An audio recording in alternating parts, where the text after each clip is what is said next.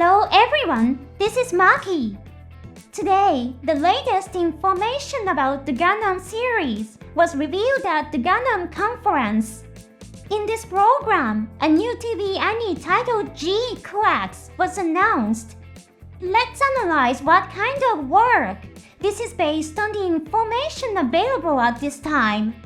You will be typing this title yourself in various places from now on. Here's one piece of information that's good to remember. There are 6 U's. Remember that and you'll be fine. GQuuuuuuX is an anime produced in collaboration between Studio Khara, Bandai and Sunrise. During the Gundam conference, Mr. Naohiro Ogoto stated Studio Khara is leading the production, aiming to create a work that reflects the unique characteristics of the studio. Mr. Ogoto holds the crucial role of general manager at Bandai, overseeing the commercial development of the Gundam series. Some of you may be familiar with the name Studio Khara. It is the company behind the production of the Evangelion series of robot anime. Evangelion was originally produced by a company called GUNDAM. Hideaki Anno, who was a director at GUNDAM and served as the creator and director of Evangelion, eventually left to found Studio Khara. He decided to create a company where he could have full control while producing the theatrical remake of Evangelion. The fact that the staff of Evangelion is now working on the Gundam series probably surprised many fans. At the Gundam conference, Studio Khara's production team was represented by producer Yuki Sugitani. Mr. Sugitani commented we accepted the challenge to see what it would be like for the designers of Evangelion to create a Gundam. The mechanical design for the project is being handled by Ikuto Yamashita, who is also responsible for the mechanical design of Evangelion. Finally, Gundam and Evangelion have become kindred spirits.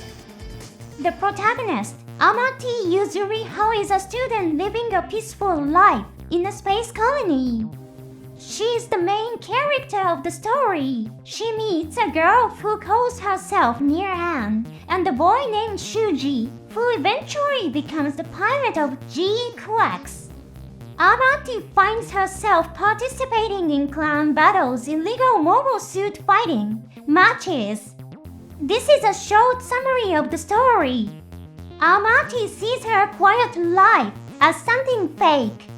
Meanwhile, Near-An is a war refugee involved in illegal transport operations, and Shuji is on the run from the military and police for repeatedly painting graffiti on the colony's exterior without permission.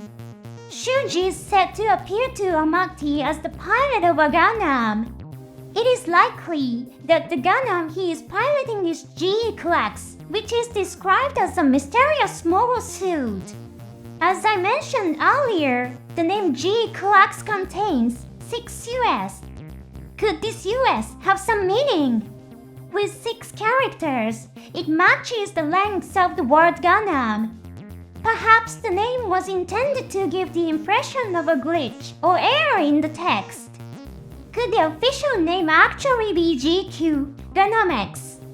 This Gundam is shrouded in mystery. As the mobile suit that the protagonist controls, it undoubtedly has some secrets. What kind of secrets do you think it hides? During the Gundam conference, it was revealed that GQuuuuuuX was designed with the concept of a human wearing armor. The original Gundam was designed as a humanoid machine. Evangelion, on the other hand, is depicted as a giant artificial human covered in armor.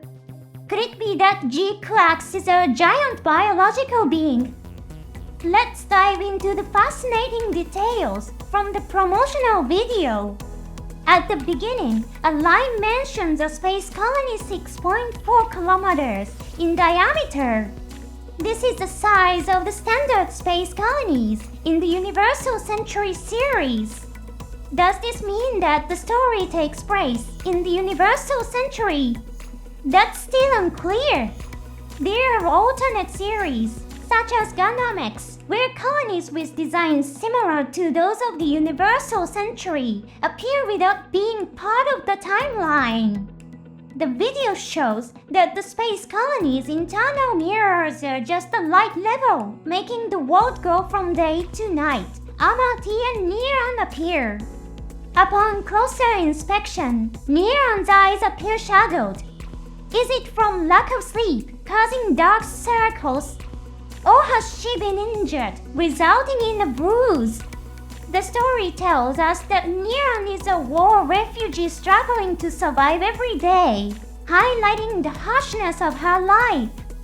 In addition, different languages such as English, Chinese, and Japanese can be heard in the space colony. This suggests a setting that exists as an extension of the real world, similar to the scenario in Gundam 00. A smartphone, presumably Amati's, is shown with a glitchy screen.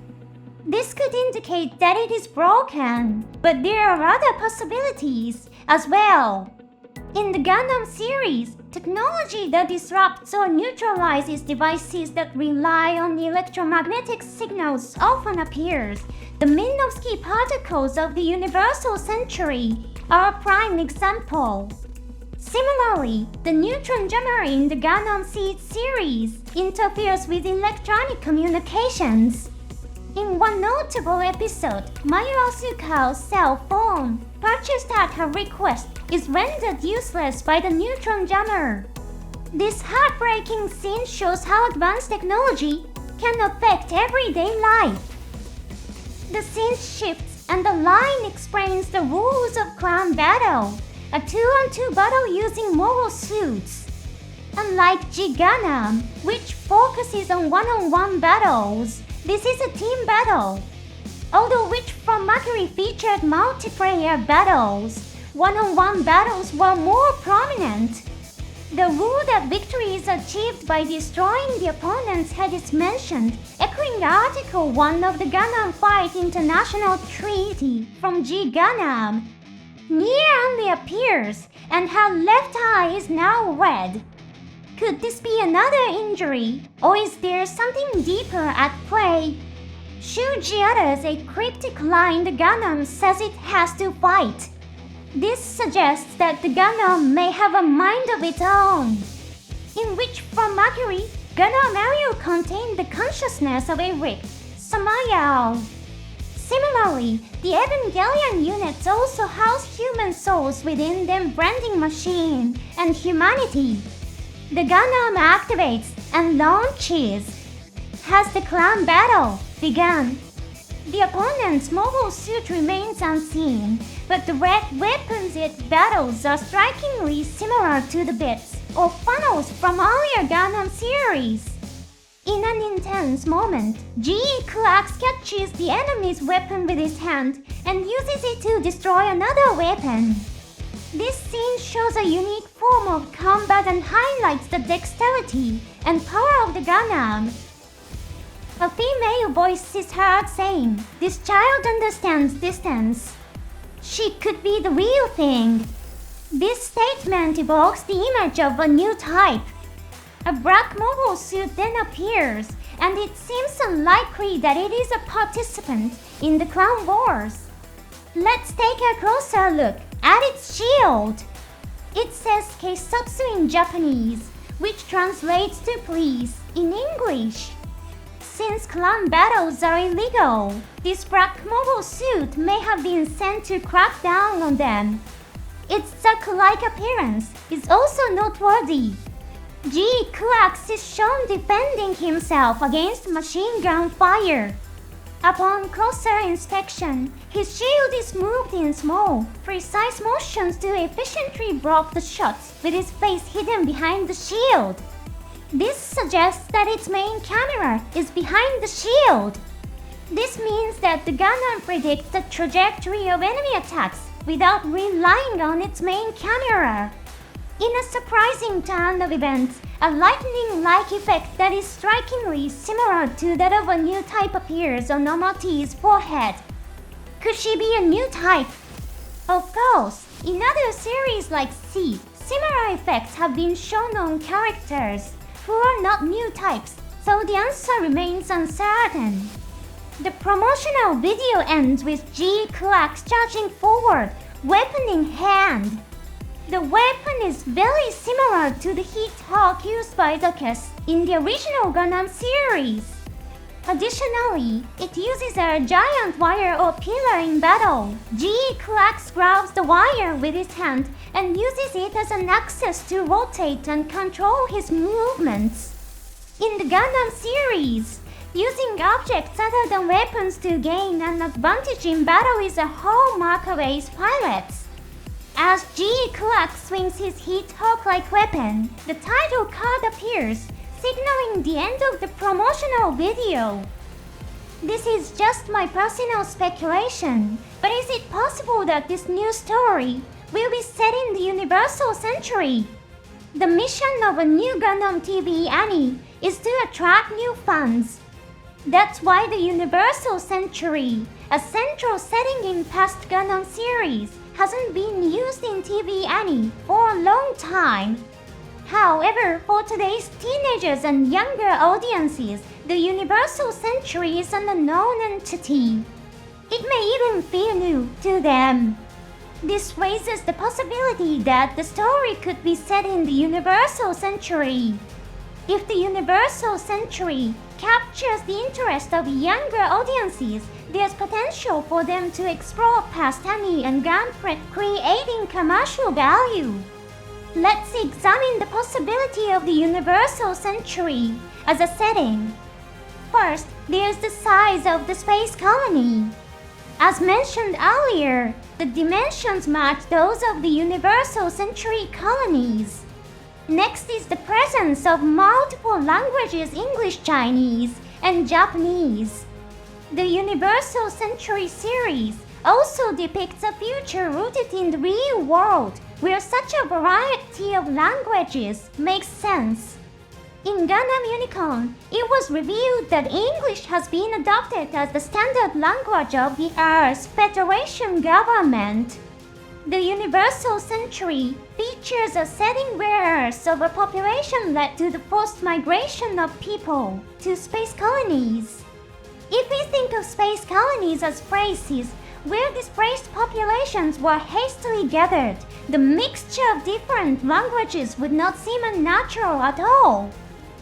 As for the enemy GQuuuuuuX is fighting, the weapons look like bits or funnels. Do you think they are bits or funnels?